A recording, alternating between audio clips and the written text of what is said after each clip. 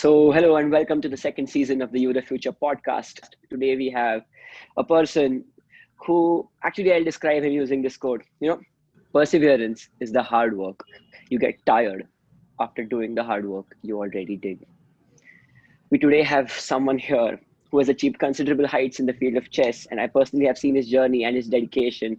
And so, without any further delay, here's International Master Harshit Raja. Hi everyone, and thanks to Shruth for the great introduction. Hi everyone, this is International Master Harshit Raja, and for those of you who don't know what that means, International Master is a title that you get in chess, and it is the second highest title that one can achieve before the title of Grandmaster. And I've been playing this game for like more than 12 years now. It started when I was 7 years old, and I and Sushruth were actually in the same school where I came home one afternoon to find my sister learning chess, and I just got intrigued, and there was no looking back. I'm still stuck to that game. So amazing, so amazing. So basically, how do you feel having the second best title of chess one can ever have at the age of just 19? Um, well, there's two ways to look at it. For the people who already play chess quite professionally, and I mean, becoming a grandmaster at the age of 13 and 14 is becoming the norm of this age now. Oh my God. So, Okay. yeah, I mean, the competitive level is quite good, but yeah, I feel very happy that I chose something that I like to do. I think that is very important to do what you like, and because that way you actually don't have to work hard. You just have to do what you like, and that's it. You just have to go with the Yeah. flow. Basically, that doing what you like, basically, your work becomes the reason why you get up in the morning. Because Exactly, it keeps giving exactly. you dopamine that actually wires your brain to keep getting back to the work, Yep. which makes you amazing in that. Okay, Yeah, Yeah. great. there's a And good yeah. quote that reminds me, do what you like what you do. So yeah. Nice. Oh, nice, nice. Second. Yeah, and also congratulations on completing the two Grandmaster norms. And yeah, so how has the journey been? Oh, thank you. I became an international master when I was 16 years old, and Amazing. I was trying to get the Grandmaster norm, but I was always getting just short of getting it. But finally, in 2019 December, I managed to bag two Grandmaster norms, that too one after another, which was a great deal of success for me. So yeah, I'm quite happy and looking forward to complete the title soon. Amazing. So, Yeah, for those of you who don't know, a person has to have acquired three Grandmaster norms, which you get by, I guess, defeating Grandmasters, right? A certain number of Grandmasters. Right. Yeah, So basically, you have to play in a tournament which is certified by FIDE, which is the Association of Chess, and you have to play against five grandmasters in one tournament, and you have to score at least 1.5 points and have a rating performance of 2600, which is quite a stiff requirement to get a grandmaster norm. okay, so oh, basically, does that mean that if a grandmaster loses, he or she loses their title? No, it's like a degree of it's like a doctor's degree. You keep it as long as you I mean, you keep it once you get it, you keep it with yourself. Ah, amazing. Cool, cool. I just So I thought it the other way around, like the number of grandmasters stay constant and they just keep changing. right, exactly. Okay. And but the thing is, you actually lose rating if you lose with players. So for Mhm. example, for becoming a grandmaster, you need a rating of 2500. But if I lose with, for example, my friend Sushruth, I lose quite a bit of rating. that was a Okay. low So blow, but okay. also, sneak peek. Most of you know about this, but Sushrit is also an internationally rated national chess player. So pretty Yeah, amazing. That is. So Harshit and Sushrit were in the same chess team, same high school chess team. yeah, but he was always levels above me because I never took chess as seriously as him. And yeah, he's done considerable. He's achieved a lot of things. So Like a lot of congratulations to you, and you're amazing. So yeah, so that brings me to the next question, which is connected with this. Like you have achieved at a high level, like numerous accolades and prizes, but which is your favorite and why? Oh, that is such a tough question. Yeah, I've had a decent amount of good results in international tournaments, but I think the one which stands out for me is getting the bronze medal in Asian Youth Chess Championship, which was in South Korea. Amazing. It was held in 2015, and I was playing under 14 youth category. And so I'll just give you a glimpse of how it actually went. Um, so there were 7 rounds, and I had I think 4.5 points after 6 rounds, and I was playing at the top board on the seventh round, and I was Mhm. playing against an Indian, and I was playing with the white pieces. So basically, whoever won that game would get a medal for the Indian team, and it was a very tense game, a very topsy-turvy game, but I finally managed to come out on top and get the bronze medal. So that was quite special to get a medal for Amazing. India. So Yeah, you must have basically, gotten the blazer from and home. everything, right? Yeah, that was quite special. Wearing Amazing. the Indian blazer. Yeah. Amazing. So basically, you are currently in the University of Missouri. So why did you choose that university, and how important do you think is having the right university for the right kind of education? Hmm. So first, I would like to say that I always wanted to go to a US university because I think it was important for me to strike a balance between both chess and education. Mm-hmm. So always I wanted to get a good degree and along with my chess career. Mm-hmm. And the part where you asked me why I chose University of Missouri is because uh, so it boasts an amazing chess team with four grandmasters, and Amazing. Pretty good. it is a pretty new team. It started out last year, and it is also quite revered in the business sector. So the Trulas College of Business is pretty revered. So Mm-hmm. I thought that with a with that balance of chess and education, it would be a great fit for me. Amazing. Mm. Amazing. Yeah. So like enough about this. I just want to now like dive straight into it. So psychology plays a lot of part in any sport. And when we talked last, you actually mentioned the magic of believing. So do you believe in the law of attraction? And if so, how does it impact your psychology? Oh, I mean, chess is one of the games where psychology actually matters a lot. I mean, most of the chess games are won before actually playing them, just like many other sports, I would guess. But in chess, it's very important to be in the right frame of mind before the game and not get too intimidated by your opponent. And I did mention about this book, The Magic of Believing by Claude Bristol. Yeah. And I read that book at a time where I wasn't really performing that well, and I knew something is off.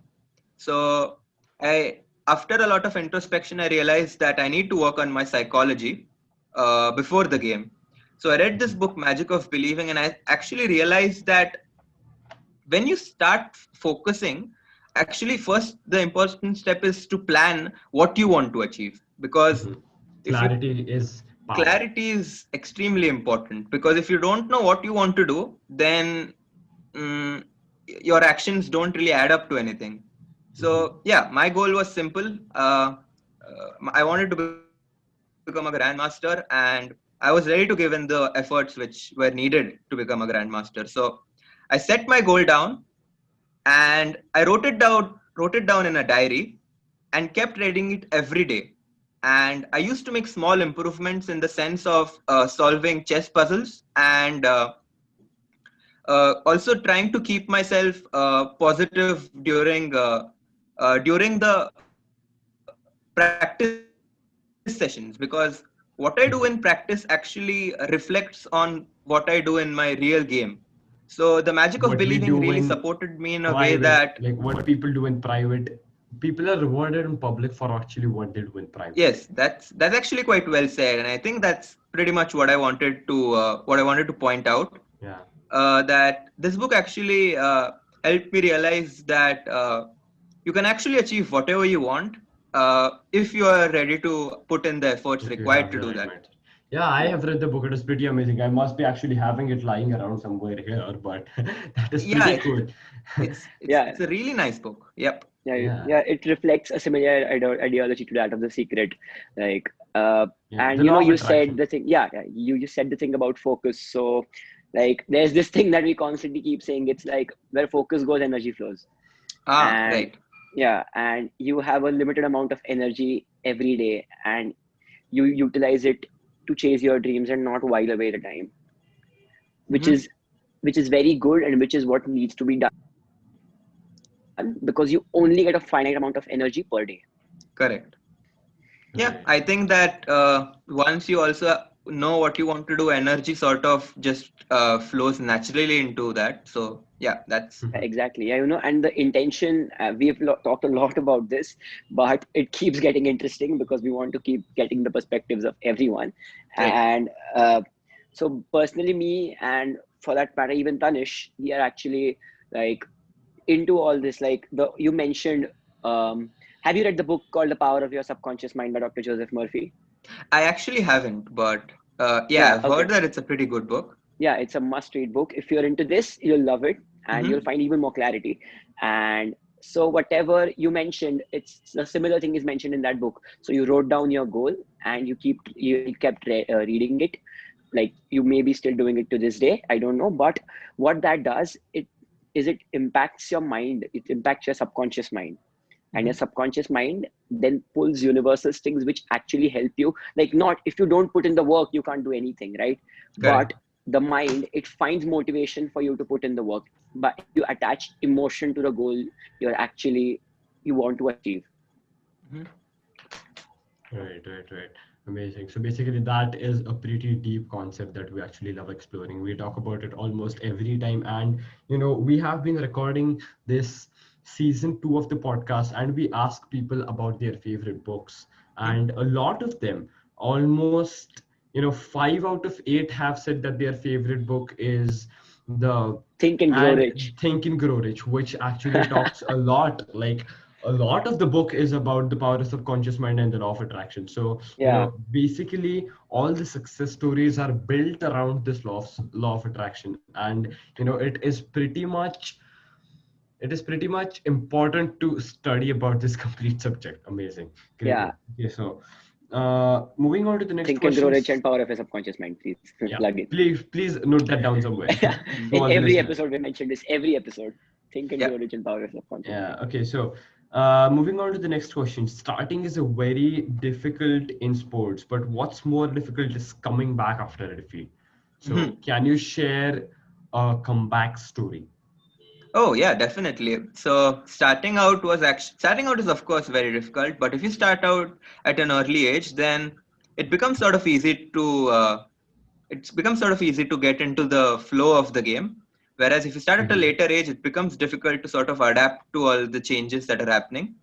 So I mhm, started at a very young age, so starting out wasn't that difficult. okay, And oh yeah, failures, comebacks have happened a lot to me, and I think it was very important. I would mhm, like to share a story where I was playing an international tournament in Hyderabad, and I was 14 years old, and the tournament started with a loss for me, which was followed by another loss, which was followed by another one, and I okay, actually managed to lose the first 5 games in a row, okay, and that was pretty devastating. But uh, I mean, even a few friends of mine, in a good spirit, recommended that I should call it quits and try to reflect on what went wrong and move on to the next tournament. But I was quite determined to play on because I mean, the result was just ineffective for me in a sense that I knew something good is going to come. mhm, Uh, I played the last 5 rounds and scored 4.5 points, and actually okay, managed to gain 20 rating points, which is quite reasonably good after I was losing 20 points after the first 5 rounds. okay, So yeah, coming back is of course not easy. but you have to be in the right state of mind, and uh, you have to be ready for the success that is going to come for you. Focus and Yeah. dedicated. Yeah, it's not about how hard you can hit, it's about how hard you can get hit and keep Keep moving moving. forward. That Yeah, is a yeah. quote which all the sport players have etched in their mind. So like this brings me to a very fun memory of mine, like you talking about failure, which I have which I have seen throughout school. And I used to I remember he was the person who actually introduced me to this amazing guy called Jay Shetty when we were in, I guess, 8th standard, so we were 15. And yeah, and what used to happen was he used to come into school and he used to have this whole video learned about failure, and he used to recite it throughout. Okay. And so it was a pretty good memory. But on a serious note, you actually introduced me to the first self-help person that I actually came across. And firstly, like, I want to say thank you. And the second thing is, it taught me actually to look for inspiration everywhere. And so, coming back to the question now, who do you consider your inspiration, and are you still into that zone? Oh yeah, definitely. Self-help was definitely a very important role. Uh, yeah, self-help has definitely been something that I really looked upon from when I was very small. Um, so yeah, as you said, I used to read and listen to all these podcasts of Jay Shetty, which really inspired me in a way to look at failures in a different way, to actually get inspired by them, and try to get better with every failure, and to use an analogy from his podcast is like, you are like a door which gets stronger after every failure, so it would become that much more difficult for the door to break down once you encountered a lot of failures. Yeah, Right, having right. school flashbacks. Yeah. But it was such a good time. So, who do you consider your inspiration? Oh yeah, I forgot about that. So being a chess player, actually I've always looked upon Vishwanathan Anand. I always like to see how his journey has been, and I never try to compare it with mine, but I always try to see how he had made the important changes and reforms in his career where he was struggling, and how he actually managed to overcome them and move forward. So for me, the biggest inspiration in chess, and because of chess also in life, has been Vishwanathan Anand, Mhm. five-time world champion from India. Yeah, yeah. Pretty amazing, pretty amazing. Okay, so the last time we talked to a sports person, he mentioned the importance of a third party organizations which help players. How important are those and what role do they play? Oh, third party organizations are extremely important. So basically, when a person starts out, he doesn't have, not every person has so many resources to invest in himself, to Mhm. unleash the potential that he has within him. So where there is talent, there needs to be resources, and I think it is a very important job of all the organizations which help sports players, or which help identify talent, to invest in those talent, and to make that talent reach its potential. I think that is an extremely important thing, or otherwise there's going to be talent left out, which is not good for the economy or is not good for anyone. There is nothing as bad as talent being wasted. So I was helped by Hmm. Airports Authority of Bol India, na mo. and I am under their scholarship scheme. And there are also a lot of other chess players who are with me, who are being helped by this scholarship. And this sort of eases the pressure on not only the players but also the family of the players, who are the sole investors in the player. And also there are other non-profit organizations like Lakshya Foundation, which is also helping a lot of chess players and other sports players. So yeah, I think a lot more of them need to You know, uh, explore more players maybe. yep. Yeah, because you know even I faced this problem a lot when I was, beginning with my mountaineering journey and lot. But fortunately, I because of the all the family, and it was not a problem from my family. So I was not much in need of a third party organization, but it is a help like nothing else. It is pretty amazing in sports, and it is very important for uh, these organizations having the awareness about the talent, the raw talent that India has about sports. And if this is to be explored, it will be explored in a very huge manner, because this is pure raw potential, and when it is used in a perfectly right manner, it is going to just blast like anything. Because I you completely know agree. The talent-wise, I think India is probably right is the there at the top biggest, because with all the other countries. There's yeah, absolutely no one which has more talent than India. yeah, But the difference comes in where they are actually investing in those talents and actually making those yeah. talents do something. So basically, the point, everything boils down to, bringing up and raising the awareness about the sports players, that the third party organizations need to invest in them, because this is a huge investment. The sports field is purely raw in India, if you see. Yep. Yeah, cool, cool, cool, cool. Amazing. Yeah. Okay, so how has social media been a part of your complete journey, and how has it helped you? Social media is a tricky is a tricky thing to talk about. It can actually go quite haywire if you don't use it properly. Right. So I think to use social media to your benefit actually requires a lot of self consciousness, because Yeah. there are a lot of things on social media which are actually quite tempting, but you have to refrain yourself from going there and try to find positivity on every platform, and Right. try to keep your circle positive and have influential people in your circle. I think that's very important.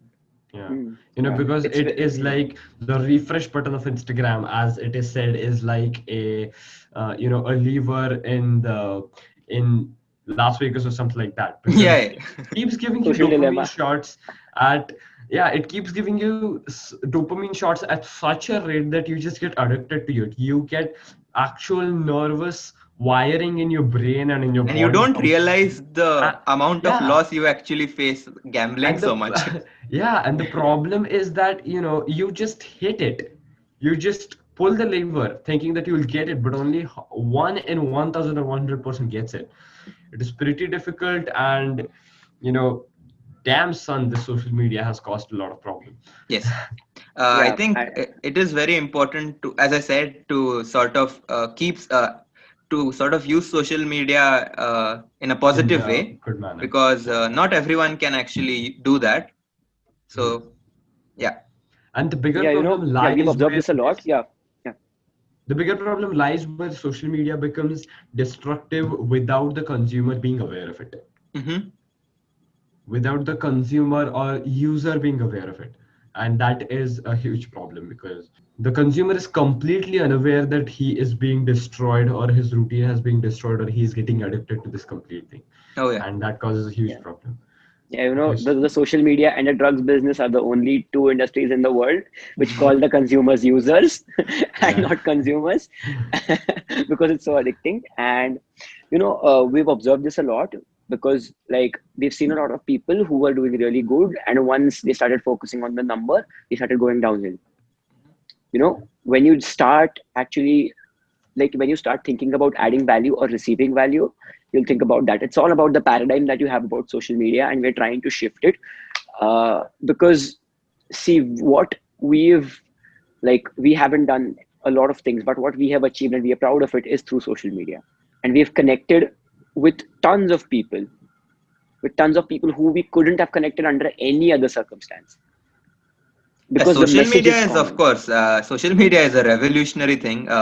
It can actually, I mean, as I said, it can obviously go haywire, but if you use it properly, you can actually add that to your benefit quite a bit. It is like the Yeah. most powerful tool at your disposal, but it all is a matter of how you use it. Hmm. Right? Just like Because like just like time. just like time. You Just have like time, you just have like like anything. But yeah, it's quite important to realize that there are like 86,400 seconds in a day, and sometimes we just let those 10-20 seconds in a day, which were we just let those 10-20 seconds where we had a negative experience to sort of hunt down our other 85,000 seconds, Yeah. and it's very important to stop doing that and sort of just understand that okay, those 20 seconds have gone. Thank you. Next.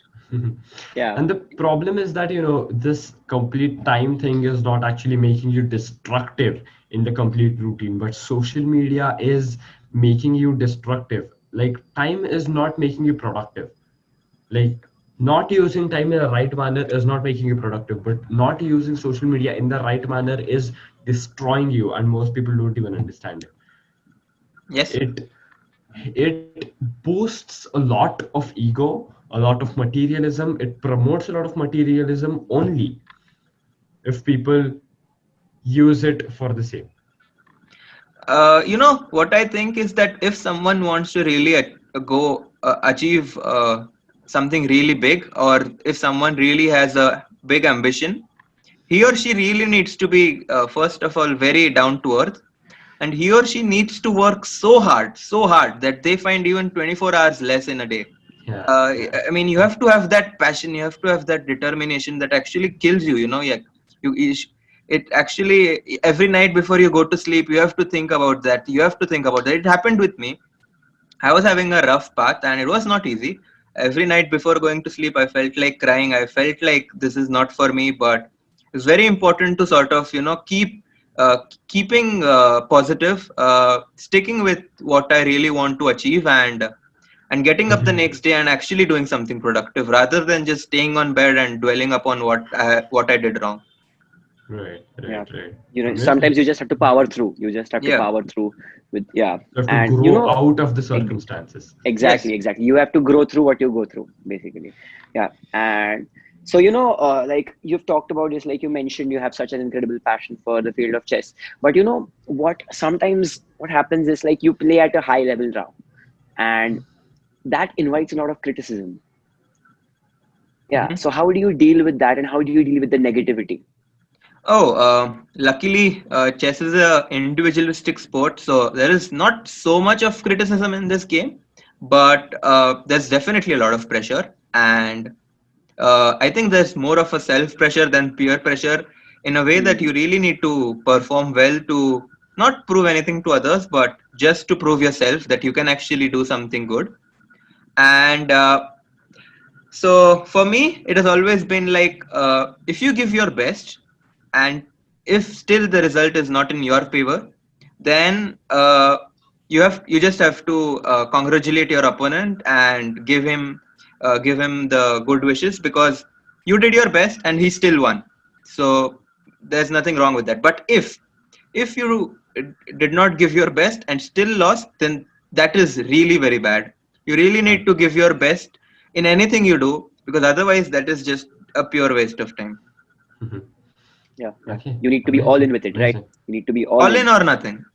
Yeah, Okay, so exactly. basically, moving on to the last question of the podcast of this episode, we ask this to almost everyone because this is a domain that we want to really enter and explore this domain. So, chess is, like, I would say, almost completely a mental game, isn't it?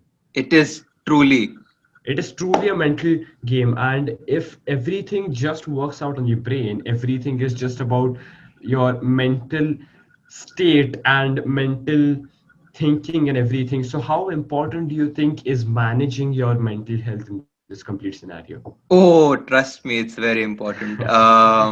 Basically, I dealt with not being very psychologically strong, which actually was disabling me from performing so well at a point in my career. So mental health actually, I mean, a good mental health basically comes from a good atmosphere. A good atmosphere comes from good company, and a good company comes from good inspiration. Right. So You have to, you have to keep your circle. Your circle actually is the key for your mental health. Because if you look upon someone in your group, then you automatically become positive that there is something more you can there is something more you can achieve. Mental health is of course very very important, and I think a mentor can really help you improve your mental condition, because he or she knows exactly what you are going through, and he or she knows exactly what needs to be done to improve your state of mind.